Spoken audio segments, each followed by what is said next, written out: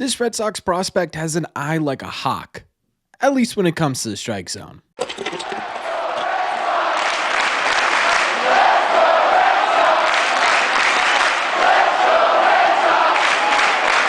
What is going on, everybody? Welcome back to Red Seat Radio. My name is Corbin. The Boston Red Sox have a wealth of really intriguing prospects right now. MLB just put out their updated top 100 prospect list, and the Red Sox have 5 guys on there, 3 of them in the top 30, including Marcelo Meyer, who's now at number 5. But that's not what today's video about, because there's another prospect in the system right now that's got a lot of people talking because of what he's doing at the plate. So what we are going to do in today's video is we're going to break that down. We are going to talk about Chase Meidroth and what he's been able to do this season. We're going to talk to Chase Meidroth about his approach at the plate this year, and ultimately we're going to talk about what this means for the Boston Red Sox. Thank you all very much for clicking on this one.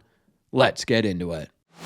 For those of you who may not be super familiar with who Chase Meidroth is, he was a draft pick by the Boston Red Sox back in 2022. Specifically, it was in the 4th round, and Chase has bounced around a little bit when it's come to his prospect ranking within the system. This year, he's been 14, and most recently, according to SoxProspects.com, because of what he's been able to do at the plate this season, he's made his way up to the 11th highest ranked prospect in the Red Sox farm system, and a big reason for that is because one thing that stands out about Chase is that at every single level he's been at, he's been hitting the ball really well. In fact, if you take a look at what he's been doing with the Boston Red Sox dating all the way back to his debut season in 2022, he's never had a WRC plus below 119 at any single level, meaning that at every level he's been at, he's been a well above league average producer. This is a big reason why he's made his way through the Red Sox system pretty quickly. This is only his second full year playing in the Red Sox organization already. He started this season at the AAA level, and this season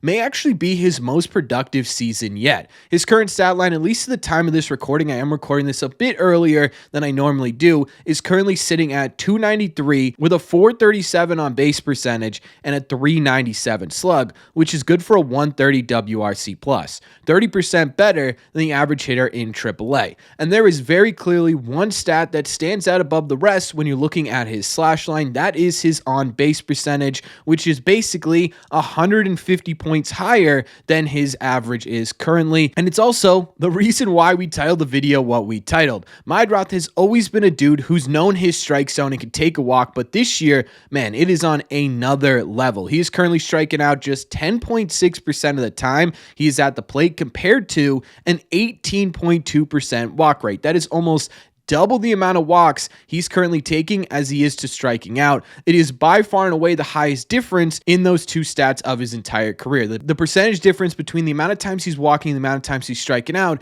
is currently 8.2%. Now, instead of me sitting here and trying to explain to you what Chase Meidroth's approach has been and why he's been so successful in terms of his ability to take walks and put the ball in play, I'm going to ask Chase himself. So here is our interview with Chase Meidroth. All right, we got Chase Meidroth on the channel now. And Chase, this has been your first year in AAA, and it's gone really well. I think you've sort of stayed to what you've been really great at throughout your career. What was sort of the approach coming into the season? I didn't really have much expectation. Obviously, I've never played here before, so I wanted to come in with a good attitude and have fun and stick to what I do and keep my routines the same as they've been. Yeah, and then so far, I mean, you've been with Worcester, and there have been a lot of guys here with mustaches. I got to ask you, do you have a favorite mustache on the team? I'll give it to my roommate, Mark Contreras. He does have a pretty good mustache. Yeah. Gotta give it to him, yeah.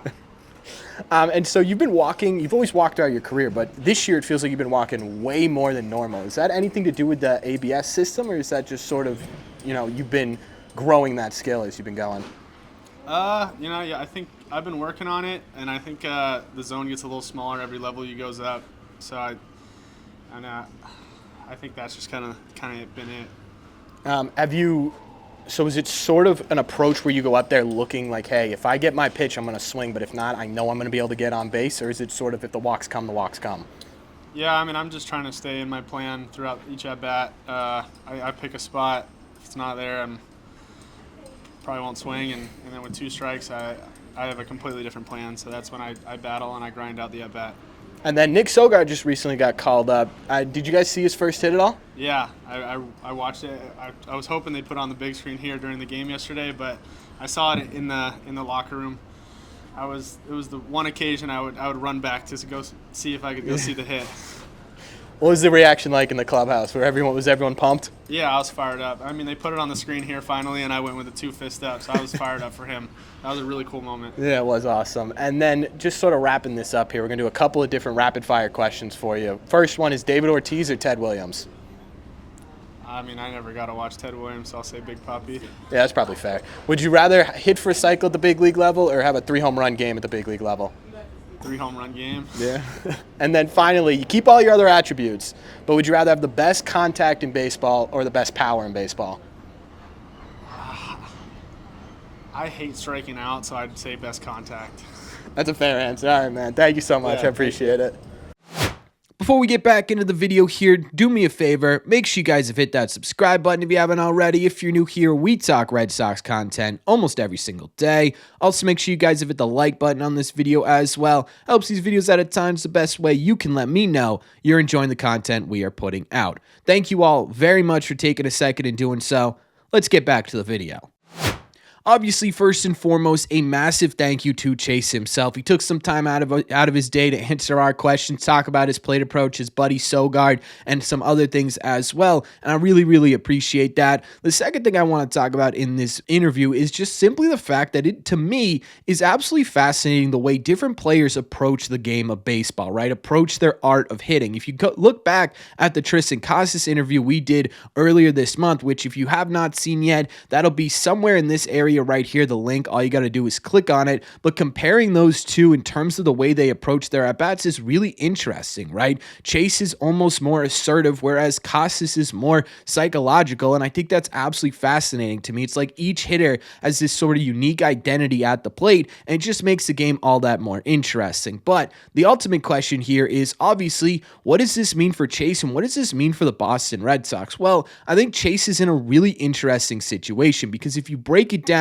Chase Meidroth is a middle infield prospect with some really solid defense. He's got really great contact ability. He's got, in my opinion, the best eye in all of baseball, and he does have a little bit of power as well. The interesting part of this is the fact that the Red Sox right now are in an era where they have a ton of high potential middle infield prospects. They've got a ton of guys who could impact that major league level, and Chase Meidroth is smack dab in the middle of those guys. It's going to make it really interesting in terms of what his future on this team could look like, because there's a whole lot of different situations here. He could eventually end up getting traded for a bigger area of need by the Boston Red Sox, because he definitely does have some value right now, especially with where he's ranked in the Red Sox farm system and with what he's been able to do at the plate this season. Another possibility is that he does end up making his way up to the Boston Red Sox, but it's more of a utility type role. He could play third base, he could play second base, he could play shortstop. This is somebody who could come off the bench, give you a really, really solid at-bat at the bare minimum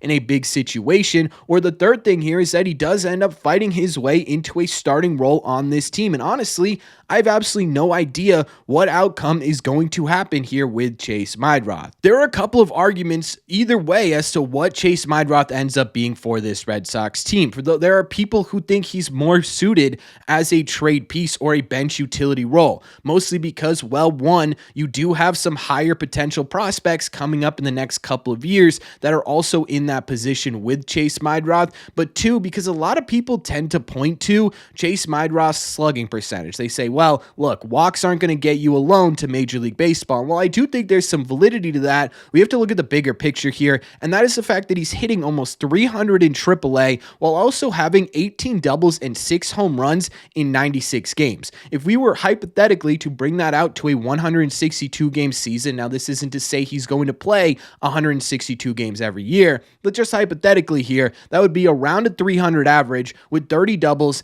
and 10 home runs. That isn't the craziest pop in the world, but that certainly to me is enough to get it done to be a productive player at the major league level. So while I do understand that, yeah, there's probably a whole bunch of different outcomes here for Chase Meidroth, and I think a lot of people are going to trend towards they should probably trade him.